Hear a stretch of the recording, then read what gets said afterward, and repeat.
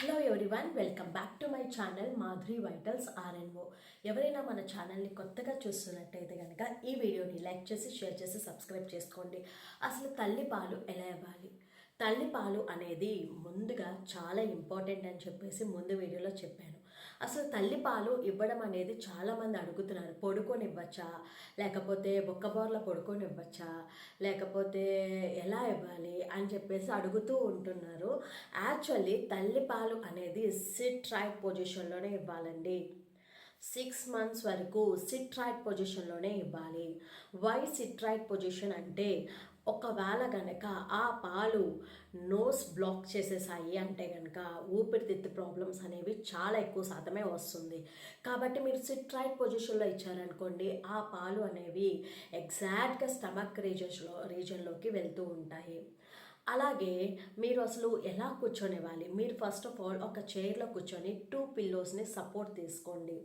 అప్పుడు మీ బేబీని with hand position, with elbow position ఇక్కడ బేబీని పెట్టుకొని మీ బ్రెస్ట్కి తన యొక్క చిన్ అనేది అటాచ్ అవ్వాలి. మీ బ్రెస్ట్కి తన యొక్క చిన్ అనేది అటాచ్ అవ్వాలి. ఓకే, మీ టమ్మీ, మీ పొట్టకి తన యొక్క చిన్న పొట్టని అటాచ్ చేసుకోవాలి.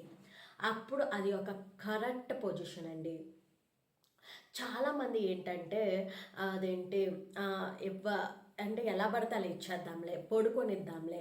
కానీ నేను అర్థం చేసుకోగలను, సి సెక్షన్లో నడువు నొప్పి చాలా ఎక్కువ శాతమే ఉంటుంది. కాకపోతే ఇక్కడ నడువు నొప్పి వచ్చినా సరే ఇక్కడ మనకి బేబీ అనేది చాలా చాలా ఇంపార్టెంట్. బేబీని ఫస్ట్ మీరు చాలా కేర్ఫుల్గా చూసుకుంటూ ఉండాలి.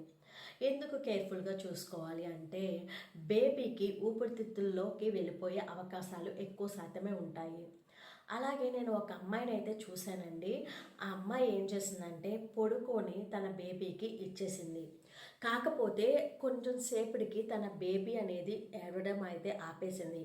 కొంచెం సేపటికి ఒక 5 minutes తర్వాత ముక్కులో నుంచి, నోటిలో నుంచి, అలాగే చెవుల్లో నుంచి పాలు రావడం అనేది స్టార్ట్ అయిపోయాయి. బేబీకి ఇమీడియట్గా సెక్షన్ అయింది చేసినా సరే బేబీకి ఏమీ లేదు, హోప్స్ లేవు బేబీ మీద. నేను మీకు చెప్పడానికి భయపడడానికి చెప్పట్లేదండి, కేవలం మీరు అర్థం చేసుకుంటారని చెప్తున్నాను. నా బేబీకి కూడా నేను పడుకొని ఇచ్చేదాన్ని. నేను నేను నేను నా తప్పుని నిజంగా ఒప్పుకుంటున్నాను. మీ ముందు నేను పడుకొని ఇచ్చేదాన్ని బేబీకి. కానీ దయచేసి అలా మీరు ఇవ్వద్దు. ఎందుకు ఇవ్వద్దు అంటే కనుక మీ బేబీ ఆ బేబీలా కావద్దు. బేబీని 9 నెలలు మనం కని పెంచి పోషించి మన పొట్టలో అలా దాచుకొని అలా బయట ప్రపంచానికి ఇంట్రడ్యూస్ చేస్తాము. ఎప్పుడైతే కనుక మనం ఇంట్రడ్యూస్ చేశామో ఒక్కసారిగా బేబీ ఆ ప్రపంచాన్ని అంతా కూడా చూస్తుంది. మనమే మన చేతులతో ఆ బేబీని చంపితే ఎలా ఉంటుందో చెప్పండి. 9 నెలలు మోసి మన చేతులతో మనమే చంపేస్తే ఎలా ఉంటుంది చెప్పండి మీరు ఆ విషయం. నిజంగా ఆ బేబీకి అలా డెత్ అయింది కదా, ఆ అమ్మాయి ఎంత ఏడ్చిందంటేనండి, నాకు కూడా ఏడుపు వచ్చేసింది, అంత ఏడ్చింది. దయచేసి ఈ తప్పులు మీరు చెయ్యొద్దు. ఎందుకు చెయ్యాలి? మనకి తెలుసు కదా, కొంచెం కొంచెం అవేర్నెస్ అనేది మనమే తెచ్చుకోవాలి. ఎవరో వచ్చి మనకి అవేర్నెస్ అంటూ ఇవ్వరు. దయచేసి మీకు ఇది ఒకటి చెప్తున్నాను, వినండి. చాలామంది ఏంటంటే వాళ్ళకి తెలియట్లా, అంటే పర్లేదులే, ఏం చేస్తారులే అని చెప్పేసి తెలియట్లా. ఎందుకు తెలియట్లేదు? అసలు మీకు ఎందుకు ఇలాంటి అవగాహన ఉండట్లేదు అంటే, కొంతమంది ఏం చేస్తున్నారంటే తన పడుకొని పోయిద్ది, బేబీ కూడా పడుకోబెట్టేస్తుంది. కానీ అవి ఎటు తాగుతున్నారో, అవి ఎటు వెళ్తున్నారు.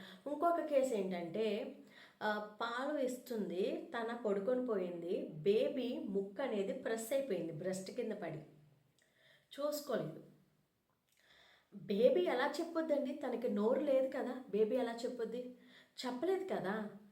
పైగా పక్కనున్న అటెండర్స్ కూడా చాలా అంటే చాలా అజాగ్రత్తగా ఉంటున్నారు.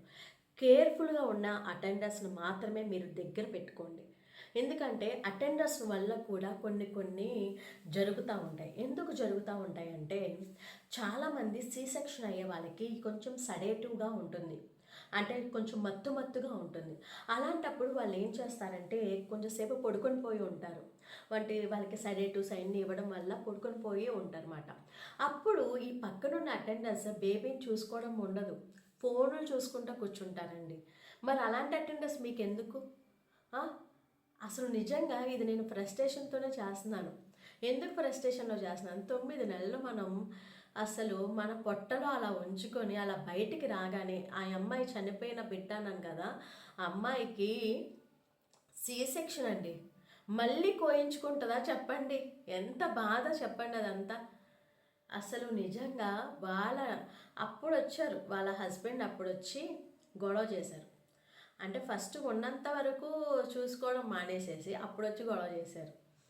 సరే, మీరు ఉండలేరు, కాకపోతే ది పర్ఫెక్ట్ అటెండర్ని మీ పక్కన పెట్టుకోవడం అనేది నేర్చుకోండి.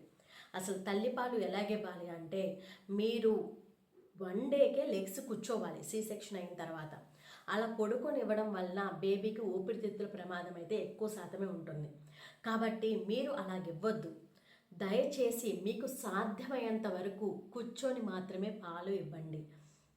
అలా మీరు కూర్చొని పాలు ఇవ్వడం వలన బేబీకి కరెక్ట్ పొజిషన్ అయితే మెయింటైన్ అయ్యి, మీరు కూర్చొని కూడా బేబీని ఇలా పెట్టుకోవాలి, ఈ మేనర్లో పెట్టుకోవాలి. బేబీని ఈ మేనర్లో పెట్టుకొని మీరు పాలు ఇవ్వడం అనేది జరగాలి.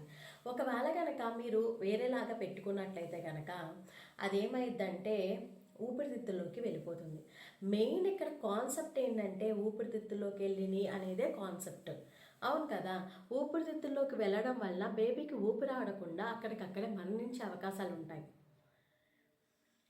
కాబట్టి ప్రతి ఒక్కళ్ళు కేర్ తీసుకోండి. లేదు మా వల్ల కేర్ అవ్వలేదు అంటే కనుక కనడం మానేయండి. ద బెస్ట్ ఆప్షన్ అది. దయుంచి sitting position is the best position. నా మరదలు ఉందండి, ఇప్పటి వరకు తన నొప్పి వస్తూనే ఉంది. తను నన్ను అడిగింది, వదిన కూర్చొని ఇవ్వచ్చా, పడుకొని ఇవ్వచ్చా అని అడిగింది. నేను ఇప్పటి వరకు కూర్చొనే ఇచ్చాను. తను 7th మంత్ కూర్చొని ఇస్తుందంట. కానీ నేనేం చెప్పాను తెలుసా? ఎందుకే కూర్చొని ఇస్తున్నావు, పడుకొని ఇవ్వచ్చు కదా అని అన్నాను. కానీ అది చాలా అట్టర్ రాంగ్ మాట. దయచేసి మీరు పడుకొని ఇవ్వకండి. ఎందుకంటే పడుకోవడం వల్ల బెడ్ అనేది మనల్ని అట్రాక్ట్ చేస్తుంది, మనం కూడా నిద్రపోతాము. కాబట్టి ఎప్పుడైతే మనం కూర్చొని ఇస్తామో బేబీకి కూడా కొంచెం మన ఫేస్ టు ఫేస్ మన ఫేస్ని బేబీకి చూపిస్తూ ఉండాలి, మన ఎక్స్ప్రెషన్ అనేది బేబీకి చూపిస్తూ ఉండాలి. అప్పుడే ఆ శ్వాస అనేది మనం అర్థం చేసుకోగలం. ఇంకొకటి ఏంటంటే ఒక ఫుల్ బ్రెస్ట్ తాకేసిన తర్వాత బేబీ ఎప్పుడైతే వదిలేస్తుందో నెక్స్ట్ బ్రెస్ట్కి వెళ్ళాలి. ఒక్క బ్రెస్ట్ మొత్తం ఫుల్గా తాగేసిన తర్వాత పాలు నెక్స్ట్ బ్రెస్ట్కి మాత్రమే వెళ్ళాలి. సగం తాగేసి ఇంకొక పాలు అలాగుండదండి. అంటే దానివల్ల ఏమైందంటే గడ్డలు వచ్చే అవకాశాలు ఉంటాయి. గడ్డ కట్టింది అంటే కనుక ఆ పెయిన్ ఒక తల్లికే తెలుస్తుంది. కాబట్టి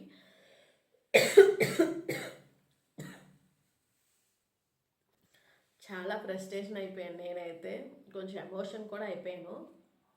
ఎందుకంటే కొంతమంది చూస్తున్నాము, అలా చూస్తున్నప్పుడు చాలా ఎమోషన్ అనిపిస్తుందండి. నా బిడ్డను కూడా ఒకసారి మా బాబుకే నేను అలా పడుకొని ఇచ్చేసాను. నేను చూసుకోలేదు, పడుకొని ఇచ్చేసేసి మళ్ళీ అలాగే అది ఉంటుంది కదా బ్యాగ్లో పెట్టేసేసి జిప్ వేసేసాను. మమ్మీ బ్యాగ్లో పెట్టేసేసి జిప్ వేసేసి బేబీకి ఉక్కిరి బిక్కిరి అయిపోయాడండి. నిజంగా చెప్తున్నాను, ఉక్కిరి బిక్కిరి అయిపోయాడు బేబీ. అసలు ఊపిరి ఆడలేదు బేబీకి. అప్పుడు వెంటనే పరుగు, ఇంకా నేనైతే పరిగెత్తేసాను. శాట్స్ అన్నీ కూడా నార్మల్గా ఉన్నాయి. బేబీకి ముక్కులోకి నోట్లో నుంచి పాలు అనేవి విపరీతంగా ఎక్కువగా వచ్చేసాయి. మీరు అలా ఇవ్వడం చాలా తప్పు, ఒక నర్స్ అయి ఉండి అని చెప్పేసి నన్ను చాలా తిట్టారు డాక్టర్ అయితే. కాబట్టి నేను ఇంకొకరికి ఇలా జరగకూడదని చెప్పేసి ముందే చెప్తున్నాను. ఈ వీడియో కనుక ఎంతమందికి రీచ్ అయితే నాకు తెలియదండి. నా వీడియోస్ రీచ్ అయినా రీచ్ అవ్వకపోయినా కానీ కొంతమందికైనా ఇదంతా కూడా తెలియాలి అని చెప్పేసి నేను అనుకుంటున్నాను. మీరు అందరికీ లైక్లు షేర్లు చేస్తూ ఉంటారు, సబ్స్క్రైబ్లు చేస్తూ ఉంటారు. కొంచెం యూస్ఫుల్ కంటెంట్కి సబ్స్క్రైబ్ చేయడం అనేది నేర్చుకోండి. నిజంగా ఎంత ఎమోషన్, ఎంత వీడియోస్ చేసినా సరే వ్యూస్ రావట్లేదు అంటే కనుక ఎలా ఉంటుంది చెప్పండి? నిజంగా చెప్తున్నాను. మీకు ఈ వీడియో కనుక నచ్చితే కనుక నిజంగా నలుగురికి షేర్ చేయాలనిపిస్తే కనుక లైక్ చేసి సబ్స్క్రైబ్ చేసి చూడండి. Thank you for watching this video. Love you all. Bye.